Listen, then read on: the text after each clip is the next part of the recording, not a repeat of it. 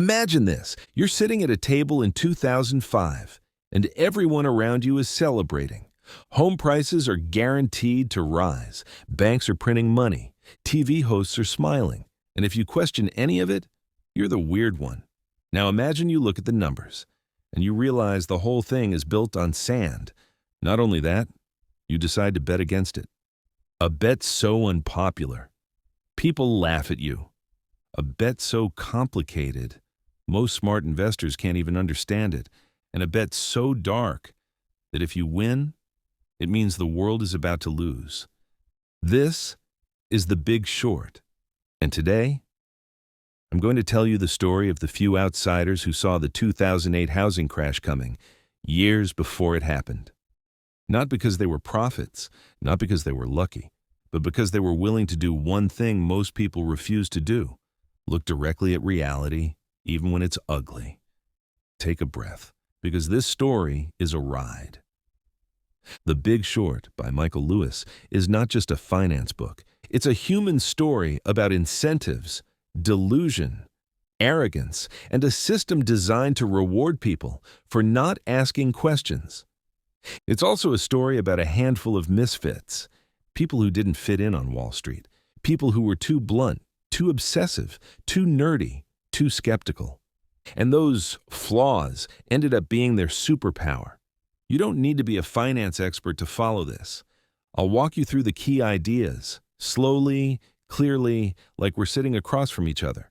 And as we go, I want you to keep one question in your mind. How can an entire financial system filled with Ivy League graduates, PhDs, and risk models get something so huge, so obviously risky, so completely wrong? The answer is simple and terrifying. Because the system didn't fail by accident. It failed exactly the way it was designed to work. Part 1. The American Dream Goes on Sale. Let's start with the most familiar part, the early 2000s. America is in love with housing.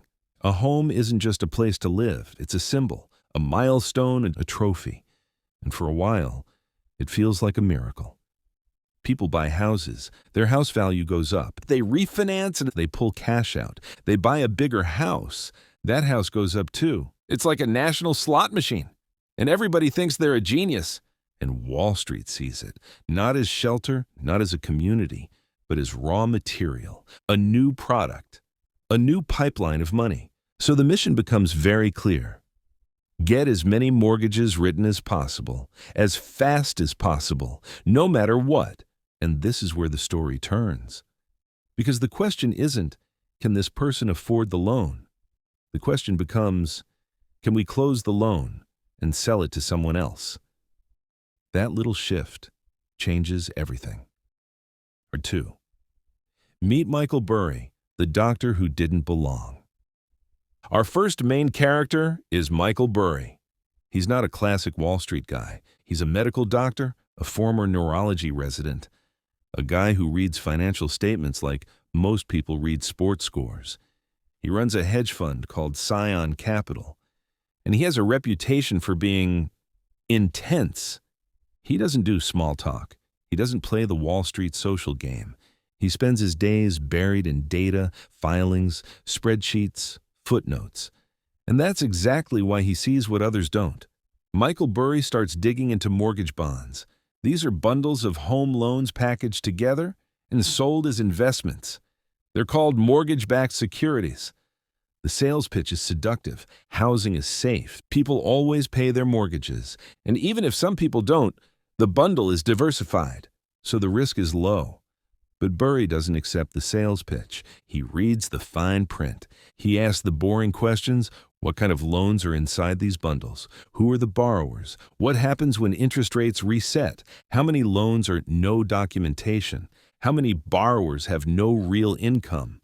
And what he finds is horrifying. Loans given to people who can't afford them. Loans built on teaser rates that later explode upward. Loans where the borrower doesn't even have to prove income. Sometimes the borrower doesn't have to prove anything. There's even a nickname floating around, NINJA loans. No income, no job, no assets. And these loans are being packaged, stamped, and sold as safe. Burry looks at it and thinks, this isn't low risk. This is a bomb with a timer. Part 3. The Machine. How Wall Street Turned Loans into Gold. Here's the key to understanding the crisis. The people who created the risk did not keep the risk. Mortgage brokers made money by writing loans, not by making sure those loans got paid back. Banks made money by buying those loans and selling them into bundles, not by holding them for 30 years. Rating agencies made money by rating the bundles, and the banks were their customers. So if a rating agency got too strict, the bank could simply go next door to a different agency. It's like a student paying a teacher for a grade. What do you think happens to the grades? And investors around the world, pension funds, insurance companies, banks, wanted safe investments with slightly better returns than government bonds. So Wall Street gave them what they wanted. AAA-rated mortgage bonds. Safe, they said. Reliable, they said. Almost as good as U.S. Treasury bonds, they said. But Burry is staring at the actual loans inside, and he's thinking, AAA? This stuff is barely D-, and the moment you understand this, you start to realize what the Big Short is really about. It's about a system that rewards confidence and punishes curiosity. Part 4. The Big Short. A bet against the unthinkable. So Burry decides to do something radical. He wants to bet that these mortgage bonds will fail. But there's a problem. You can't easily short a mortgage bond the way you short a stock. So he looks for a workaround, and he finds it in a financial instrument called a credit default swap. A credit default swap is basically insurance on a bond. You pay a regular premium, like car insurance, and if the bond collapses, you get paid. Think about how strange that is. You can buy insurance on your neighbor's house and get paid if it burns down, even if you don't own the house, and that's what a credit default swap allows. Burry goes to big banks and says, I want to buy insurance on these mortgage bonds because they're going to blow up. And the banks respond like he's joking. Because from their perspective, it's free money. They believe housing can't fall nationally. They believe defaults will stay low. They believe the ratings, so they happily take his premiums. They think he's the sucker. Burry thinks, thank you, I'll take that deal. And he starts building the Big Short. Month after month, he pays premiums. And for a while, it looks like he's losing. Because in 2005 and 2006, the housing market still looks fine on the surface. This is one of the most important psychological lessons in the entire story. Being early feels the same as being wrong, and Burry is very early. Part 5. Enter Steve Eisman, the man who couldn't pretend. Now we meet another key figure. Steve Eisman. He's a hedge fund manager, known for being blunt, aggressively blunt. He doesn't do polite nonsense. He doesn't smile through stupidity. If something is ridiculous, he says it's ridiculous. And that personality puts him in constant conflict with Wall Street culture. But it also makes him dangerous in a useful way, because Eisman is willing to say out loud what others only whisper. He starts investigating subprime lending. He meets mortgage lenders. He meets bankers. He meets people inside the system. And the deeper he goes, the more disturbed he becomes. He realizes the entire chain is corrupted. Mortgage brokers are pushing loans onto people who don't understand them. Lenders are approving loans they know will fail. Wall Street is packaging those loans and selling them as high-quality assets. Rating agencies are blessing it all. It's not just reckless, it's predatory. And once Eisman sees it, he can't unsee it. He becomes another Big Short. But he's not betting against a theory. He's betting against human behavior. He's betting that greed and denial can't outrun math forever. Part 6. The Young Outsiders. Cornwall Capital and the Power of Not Belonging. Then there are the kids. Young investors running a tiny fund, not famous, not connected, not invited to the fancy rooms. They call themselves Cornwall Capital. And because they're small, they can do something the giants can't. They can focus, they can dig into details, they can admit they don't understand something, and then go learn it. They stumble into the mortgage world and realize something shocking. The safe parts of these mortgage bonds aren't safe at all. They're just labeled safe. The entire industry is leaning on assumptions like home prices always rise, borrowers will refinance, defaults won't cluster, risk is spread out. But Cornwall asks a simple question. What if those assumptions are wrong, all at the same time? That question is the beginning of wisdom, and it's also the beginning of a financial apocalypse. Part 7. Let's make this simple. What exactly was inside the time bomb? Okay, pause. Let's slow down and make the core mechanics clear. Here's what happened in plain English. Step 1. People want to buy homes. Some can't really afford them. Step 2. Lenders still give them mortgages because the lender plans to sell the mortgage. Step 3. Banks bundle thousands of mortgages together into mortgage-backed securities. Step 4. They slice those bundles into layers called tranches. Top tranches get paid first. Bottom tranches absorb losses first. Step 5. Rating agencies give the top tranches high ratings, sometimes AAA. Step 6. Investors buy them because they want safe yield. So far, this is already risky. But Wall Street doesn't stop there. They take the riskier tranches and bundle them again into another product called a CDO, a collateralized debt obligation. Here's the trick. They take the leftovers, the scraps, the parts that should be labeled dangerous, and through financial engineering, they turn a big portion of that new bundle into AAA again. It's like taking spoiled food, blending it into a smoothie, and calling it fresh. And then it gets worse because the market starts creating synthetic CDOs. These aren't even made of real mortgages. They're made of bets on bets on bets. It's like building an entire casino floor where people are gambling not on the game, but on whether other gamblers will win the game. The amount of exposure becomes massive, and almost nobody understands the full chain. But the outsiders do. And they're standing there, staring at the fire, while everyone else is lighting more matches. Part 8. Why nobody listened. The comfort of the crowd. Here's the part that should haunt you. The data was available. The loans were real. The terms were written down. The reset dates were known. The borrower quality could be measured. So why didn't the big institutions see it? Some did see it, but they didn't act. Because the incentives were backwards. If you're a banker and you say, "This is dangerous," you might lose your job. If you're a rating agency and you say, "This isn't AAA," you might lose a client. If you're a fund manager and you refuse to buy what everyone else is buying, you might underperform for a year and get fired.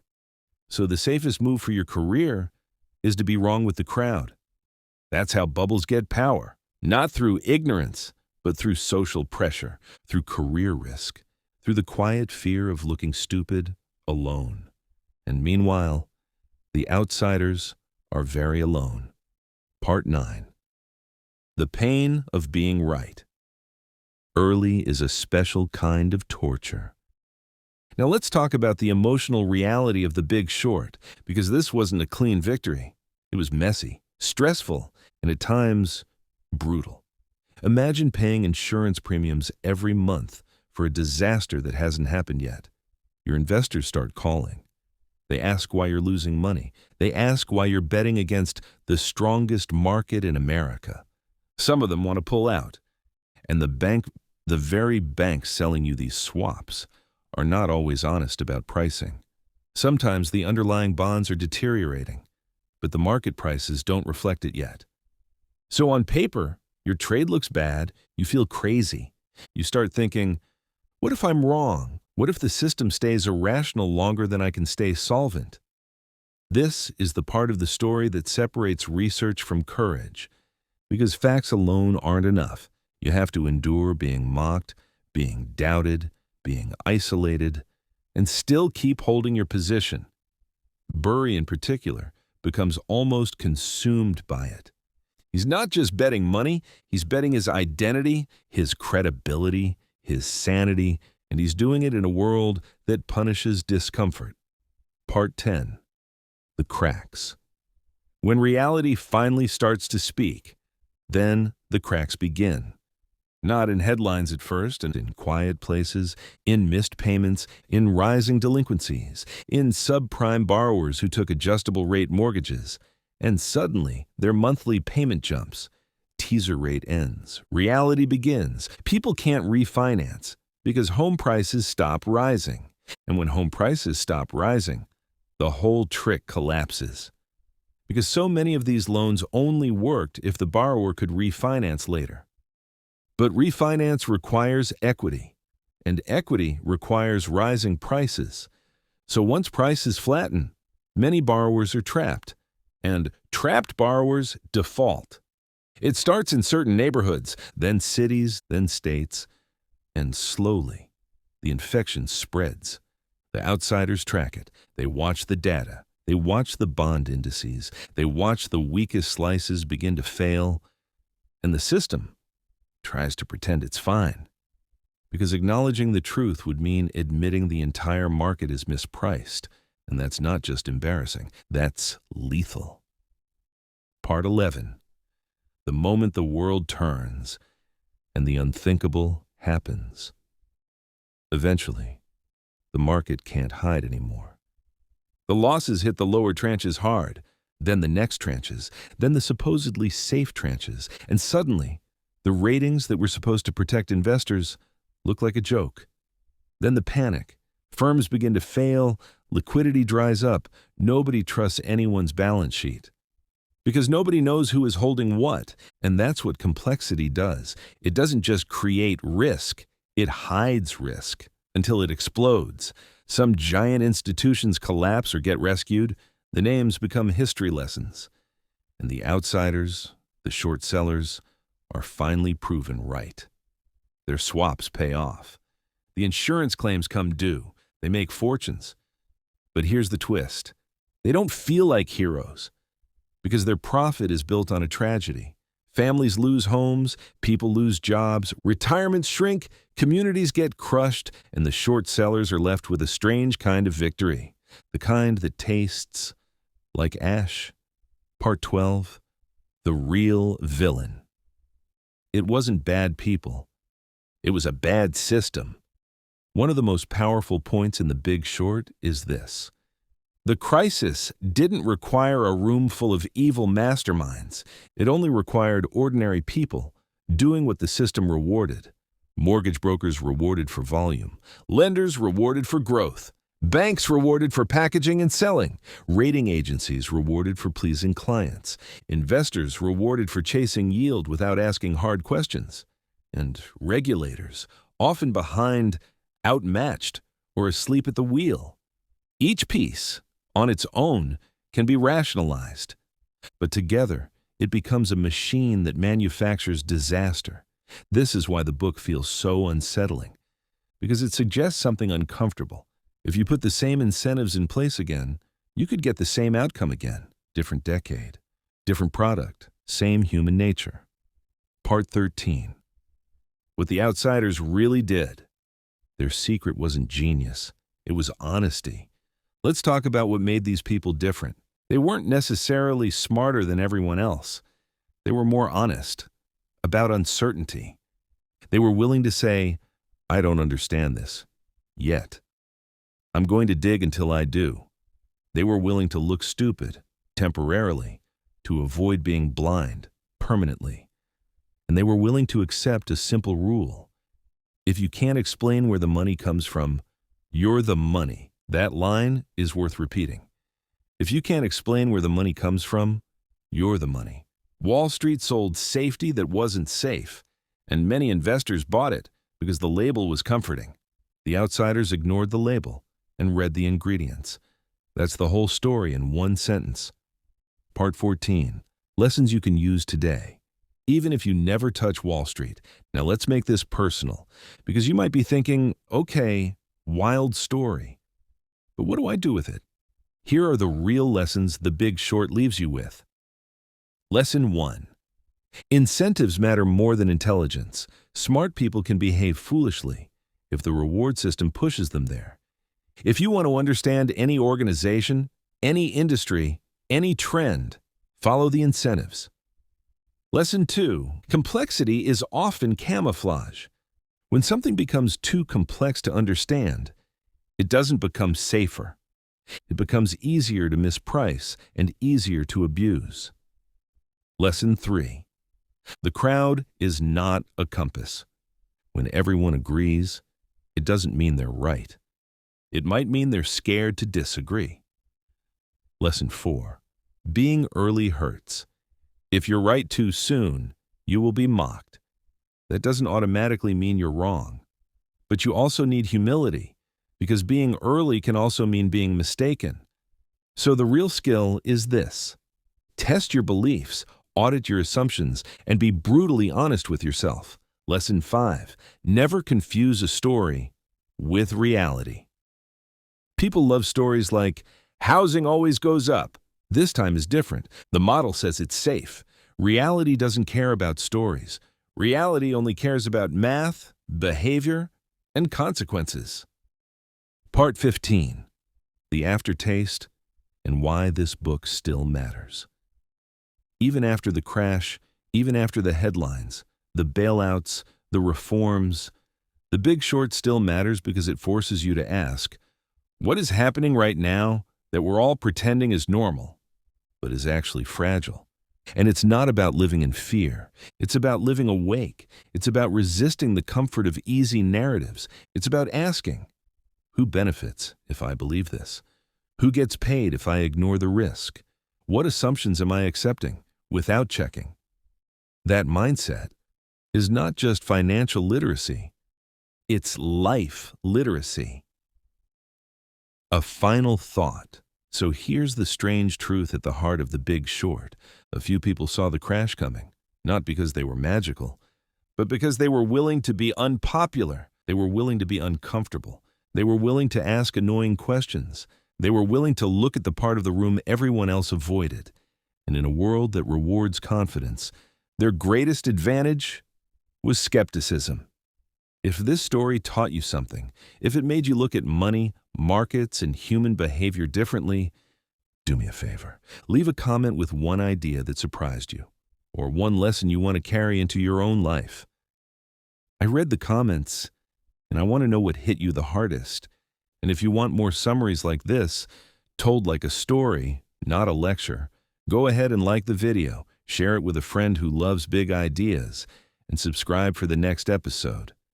Because the best investment you can make is learning how the world really works, before the world forces you to learn it the hard way.